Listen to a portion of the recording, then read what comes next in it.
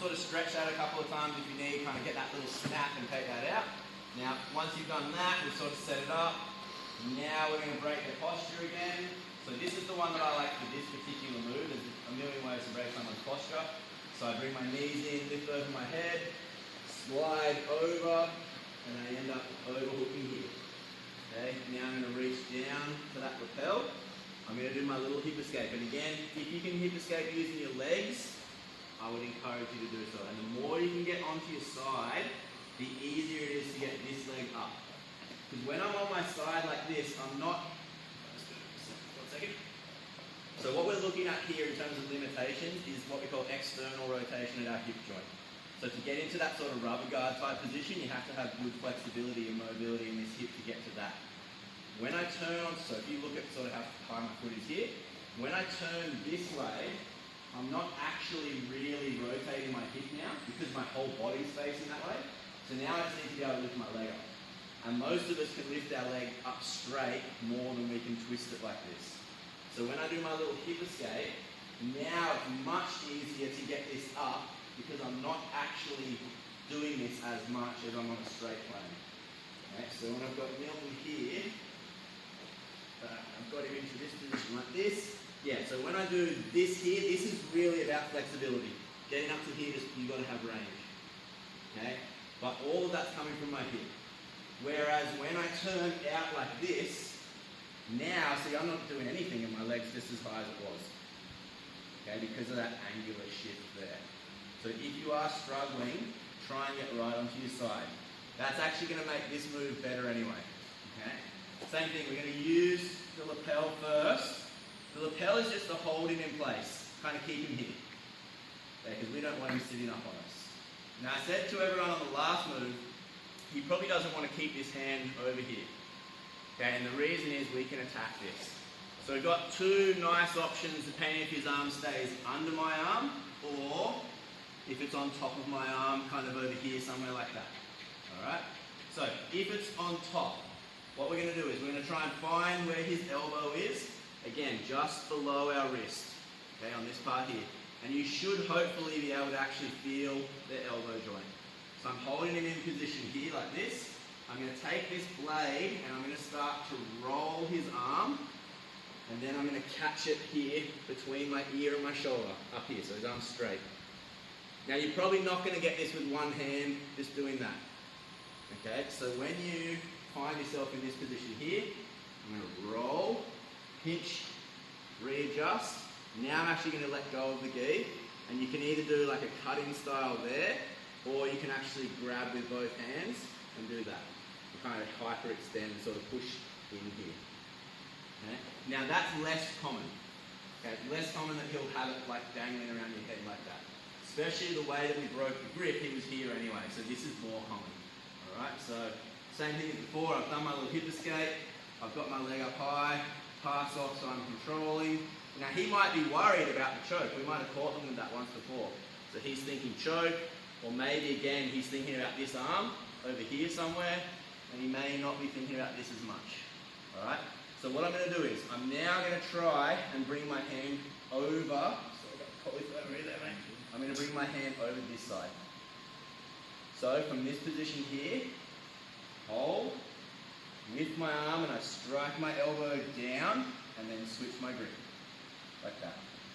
Okay, so now I'm going to use this forearm to start to push Milton away and I will loosen up my grip just a little bit. Once I've done that, I'm going to take my bottom leg out. Okay, and as I'm taking that out, I'm going to be pushing him away so I can get this leg over his head. From this position here, I keep getting this bottom leg out, so I keep pushing Milton away if I need until this is all the way out.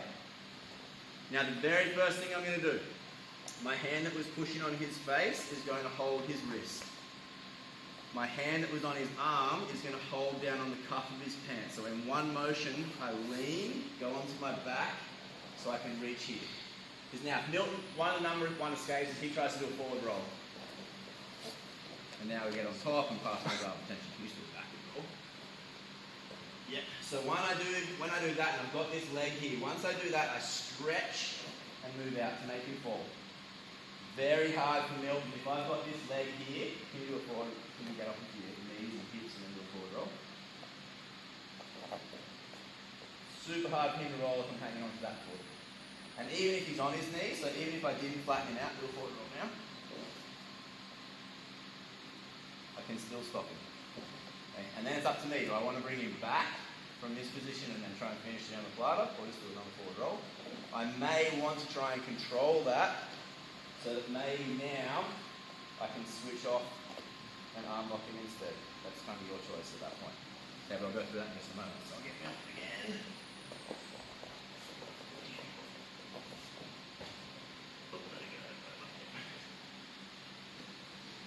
So I'm here like this, I've got the collar out, break his posture, pull him in here, hang on, I'm fighting around, sort of getting that, get out onto my side.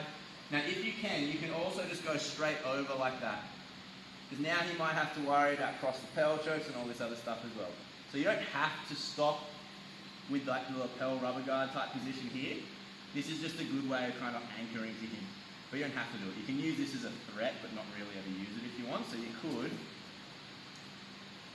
once you've got him down like this, you could just kind of hold on and make him think that you're going to choke him and all this sort of stuff, but use that to go straight into this type of position here. Okay. And now from here, push, lean back, leg comes out as your leg goes over his head. Pushing hand goes to the wrist.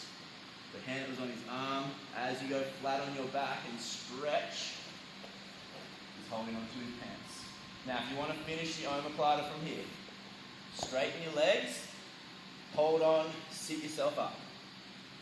Now I'm going to tuck my feet out to the side.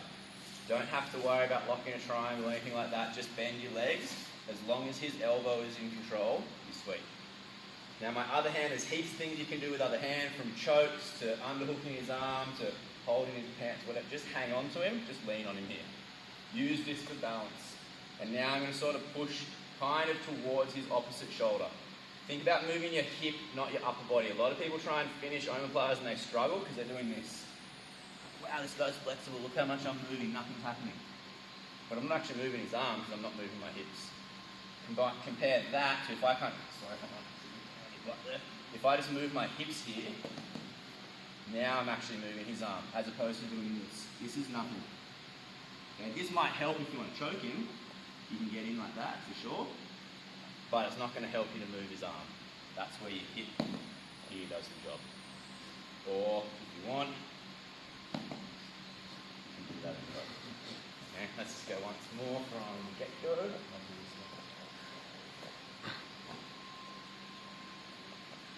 Break posture. Control his lapel, playing around here. Hip escape, bring my leg up. Pass that off. So now I'm sort of threatening. I've got the sort of Canto choke variation that we went from here. But instead, bring my arm over, hanging on. Start to push and pull my leg out. Now, pivot. Holding on, wrist and leg. Here, I stretch. So I walk out, make him fall. Sit up. Once I'm up, tuck, post on him, and then again it's hips. And it's not just going forward out this direction here, because now I'm kind of losing contact and there's more chance I might lose the position. I go in towards him here. Okay. I'll go once a little bit faster, and then we'll have a go. This will be our last one.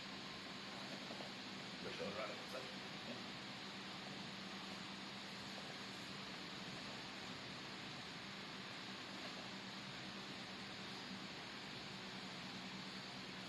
First, push, come out,